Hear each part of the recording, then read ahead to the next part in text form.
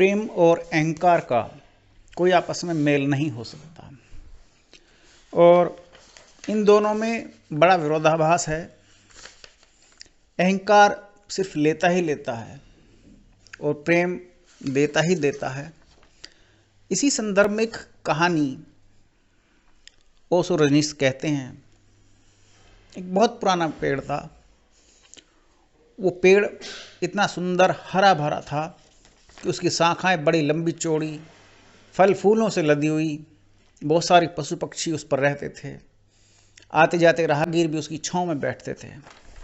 हमेशा देने के लिए उत्सुक वो पेड़ जीवंत दिखाई देता और उसके संपर्क में जो भी आता उसको आनंद की अनुभूति होती। वहीं पास का एक गांव का रहने वाला बच्चा उस वृक्ष के नीचे आकर खेलने लगा। वृक्ष को बड़ी प्रेम भरी, सुकून भरी मुग्धता पैदा हुई, अर्थात आनंद उत्पन्न हुआ और उसने अपनी बाहें बच्चे के साथ खेलने के लिए नीचे कर दी। बच्चा धीरे धीरे थोड़ा बड़ा होने लगा, उन शाखाओं पर चढ़ करके खेलने लगा। वृक्ष को आनंद आता, वृक्ष प्रेम करता था निस्वार्थ निष्काम भाव से। बच्चा भी निस्वार्थ निष्काम भाव से प्रेम करता था। दोनों के अंदर बड़ा मिलन था। ये कहानी ऐसे ही चलती रही और इस कहानी में जैसे जैसे बच्चा बड़ा हुआ, बच्चे को अपने स्कूल के काम याद आने लगे। आने जाने का क्रम टूटने लगा। जहां वो रोज आता था उसमें डिस्टरबेंस आ गया। वृक्ष जो कि प्रेम का, निस्वार्थ प्रेम का प्रतीक रहा, वो उस बच्चे का इंतजार करता था कि वो आएगा और मैं उसके साथ खेलूंगा। बच्चा अब हफ्ता 10 दिन में आता, लेकिन जब भी आता वृक्ष बड़ा खुश हो जाता, बड़े प्रेम से भर जाता और आनंद में हो जाता। फिर बच्चा उसके साथ खेल करके, उसके साथ आनंद मग्न होकर के वापस लौट जाता था। और ये क्रम चलने के बाद जैसे जैसे बच्चा बड़ा हुआ, दुनिया के अंधेरे में खोने लगा। उसके अंदर महत्वाकांक्षाएं आ गई। उसके अंदर बनने की इच्छा उत्पन्न हो गई कि मैं कुछ बनूं, कुछ उत्पन्न हो मेरे अंदर और मैं कुछ पास करूं, परीक्षाएं पास करूं, मैं भी मित्रों में बड़ा बनूं, मुझे भी कुछ बड़ा बनना है। प्रेम निरंतर प्रतीक्षा करता है कि आओ आओ। प्रेमिक प्रतीक्षा है, एक अवेटिंग है। वो वृक्ष उसका इंतजार करता था। प्रेम की एक ही उदासी है, वह जब बांट नहीं पाता तो उदास हो जाता है। जब वह दे नहीं पाता तो उदास हो जाता है। प्रेम की एक ही धन्यता है कि जब वह बांट देता है तो लुटा देता है तो आनंदित हो जाता है। फिर लड़का और बड़ा हो गया, वृक्ष के पास आने के दिन और कम हो गए। जो आदमी जितना बड़ा होता जाता है, महत्वाकांक्षा के जगत में प्रेम के निकट आने की सुविधा उतनी ही कम हो जाती है। अर्थात जो भी महत्वाकांक्षी होगा उसके अंदर से प्रेम शून्यता की तरफ बड़ी तेजी से भागेगा। और वो लड़का एक दिन वृक्ष के पास से निकल रहा था, लेकिन वहां पास में आया नहीं। वृक्ष ने उससे कहा, मैं तुम्हारा इंतजार करता हूं, तुम्हें मेरे पास आना चाहिए, मैं तुम्हें प्रेम करता हूं। उस लड़के ने कहा, क्या है तुम्हारे पास जो मैं आऊं? मुझे रुपए चाहिए। हमेशा अहंकार पूछता है कि क्या है तुम्हारे पास जो मैं आऊं। अहंकार मांगता है कि कुछ हो तो आऊं, न कुछ हो तो न आने की जरूरत। अहंकार एक प्रयोजन है, एक पर्पज है। प्रयोजन पूरा हो तो मैं आऊं, अगर प्रयोजन पूरा ना हो या कोई प्रयोजन ना हो तो मैं क्यों आऊं। जबकि प्रेम निष्प्रयोजन है। प्रेम का कोई प्रयोजन नहीं हो सकता। प्रेम तो स्वयं में अपने आप में एक प्रयोजन है, वह बिल्कुल पर्पजलेस है। वृक्ष तो चौंक गया। उसने कहा, तुम केवल तभी आओगे जब मैं तुम्हें कुछ दे सकूं। मैं वो तुम्हें सब दे सकता हूं, क्योंकि प्रेम कुछ भी रोकना नहीं चाहता। जो रोक ले वह प्रेम नहीं है, अहंकार रोकता है। प्रेम तो बेशर्त देता है, लेकिन रुपए मेरे पास नहीं है। वृक्ष ने कहा, रुपए मेरे पास नहीं है। ये रुपए तो आदमी की ईजाद, आदमी ने पैदा किए हैं। वृक्षों में यह बीमारी नहीं मिलती। वृक्ष ने कहा, इसलिए तो हम इतने आनंदित होते हैं इतने फूल खिलते हैं, इतने फल लगते हैं, इतनी बड़ी छाया रहती कि हम सबके साथ सुकून में रहते हैं, क्योंकि हम पैसों की भूख में जीवन नहीं जीते। जो भी पैसों की भूख में जीवन जीता है उसका आनंद स्वतः ही खत्म हो जाता है, जबकि उसके पैसे का आनंद जहाँ जरूरत भर भी जरूरत से ज़्यादा हुआ तो उसका आनंद का भोग कोई और अपनाता है। और जबकि बच्चे को वो धुन लग चुकी थी, या कह लो घुन लग चुकी थी पैसे की, बस पैसा। उसने कहा फिर मैं क्यों आऊं तुम्हारे पास जब तुम्हारे पास रुपए नहीं हैं। और ये बात आप बहुत घरों में बहुत सारी स्त्रियों के मुख से सुन सकते हैं उनके पतियों के लिए, मैं तुम्हारे पास क्यों रहूं जब तुम्हारे पास देने के लिए कुछ है ही नहीं। स्त्रियां केवल उसकी होती हैं जिसके पास धन होता है। संसार भी उसी का होता है जिसके पास धन होता है। संसार एक बहुत खूबसूरत विषय है, जिसके पास धन है उसको संसार चिपट जाता है, उससे लिपट जाता है, वेश्या उसको आकर्षित करती है। ये एक उपन्यास की बात है, लेकिन लेखक ने बड़ी शानदार बात कही। संसार एक बहुत सुंदर वेश्या है। जब आपके पास धन होगा तो वो वेश्या आपसे लिपट जाएगी, भिन्न भिन्न प्रकार से और नाना रूपों में। आप भी हमेशा ध्यान रखें। लेकिन आप केवल जब धन के भूखे हो जाएंगे तो आपके अंदर जो कुछ आपका अपना है वो भी चला जाएगा। और लड़का पैसों की भूख में वहां से चला गया। अहंकार रुपया मांगता है, क्योंकि रुपया शक्ति है। अहंकार शक्ति मांगता है। वृक्ष ने बहुत सोचा, फिर उसे ख्याल आया। उसने बच्चे से अगली बार कहा जब कभी वो मिला कि ऐसा करो, मेरे सारे फलों को तोड़ दो और उनको बेच लो, हो सकता है तुम्हें रुपए मिल जाएं। लड़का भी ख्याल है, अच्छा ख्याल है, मुझे तुम्हारे पास से पैसे मिल सकते हैं, इस रूप में मिल सकते हैं, डायरेक्ट नहीं तो कम से कम तुम्हारे फलों को बेच करके पैसे मिल जाएंगे। लड़के ने फटाफट सारे फल तोड़ डाले और कुछ कच्चे भी गिरा दिए इस चक्कर में, और उनको ले जा करके बाजार में बेच करके अपने पैसों की भूख को शांत किया। लेकिन पैसा एक ऐसी अद्भुत विषय वस्तु है, जब तक वो जरूरत है तब तक मनुष्य को मेहनत का रास्ता दिखाती है, लेकिन जब वो हवस बन जाती है तब वो अपराध की ओर लेकर के जाती है।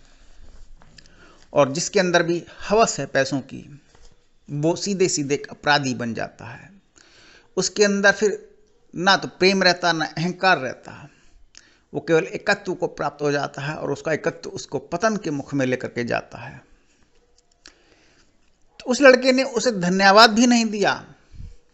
जब वृक्ष के फल तोड़े और चल दिया लेकर के, तो उसने उसको धन्यवाद भी नहीं दिया। लेकिन वृक्ष को तो पता ही नहीं चला, उसे तो मानो उसे धन्यवाद मिल गया कि उसने प्रेम के तहत अब उसके पास जो कुछ था उसने उसे वो दे दिया। काफी दिनों तक वो लड़का उसके पास, वृक्ष के पास नहीं आया, क्योंकि पैसे चल रहे थे।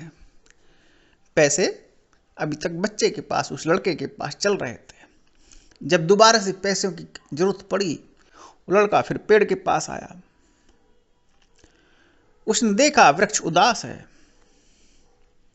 और बहुत दिनों के बाद जब वो लड़का आया तो वृक्ष मुस्कुरा उठा। अब लड़का प्रौढ़ हो गया था। वृक्ष ने उससे कहा, आओ मेरे पास आओ, मेरे आलिंगन में आओ। उसने कहा, छोड़ो ये बकवास, ये सब बचपन की बातें हैं। मैं बचपन में तुम्हारे साथ खेलता था, अब मैं बड़ा हो गया हूँ। अब मुझे इन बच्चों के साथ, बच्चों की तरह खेलने कूदने में कोई आनंद नहीं आता।